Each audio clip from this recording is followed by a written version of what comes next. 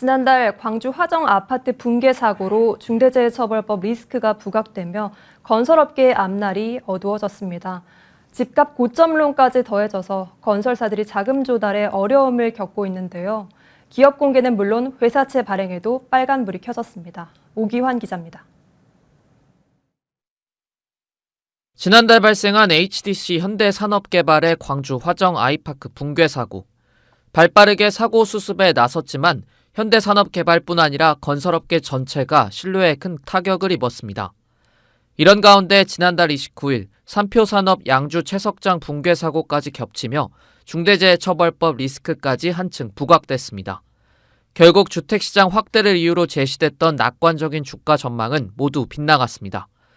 현대산업개발 주가는 반토막이 나기도 했고 건설사 주식을 묶어놓은 ETF의 한 달 수익률은 마이너스 10%대에 머물러 있습니다. 부동산 시장 고점 인식까지 확산하면서 시장 참여자들의 시선이 회의적으로 돌아선 겁니다. 결국 건설사들의 자금 조달에도 빨간불이 켜졌습니다. 지난달 기업 공개를 통해 1조 원이 넘는 자금 조달을 계획했던 현대엔지니어링은 상장 포기를 선언했습니다. 현산 사고 여파 등으로 건설업에 대한 리스크가 부각되면서 기관 투자자들의 우려를 불식시키지 못했기 때문입니다. 회사채 발행 상황도 여의치 않습니다.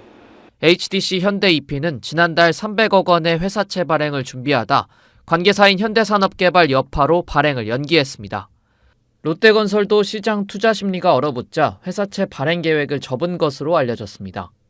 신용 등급이 낮아 회사채 수요가 부족한 중견 건설사는 자금 조달에 더 어려움을 겪을 수밖에 없습니다. 사업 포트폴리오가 금융이나 인게이지먼트가 높은 중견사 같은 경우에는 자금 조달이 아무래도 어렵겠죠. 자금 조달 방법을 바꾸든지 이런 식으로 해서 조정을 해야 되겠죠. 금리 인상에 회사채에 대한 투자 심리는 더욱 얼어붙고 있는 가운데 건설사들의 신사업 동력 확보를 위한 자금 조달에 빨간불이 켜졌습니다. 머니투데이 방송 오규환입니다.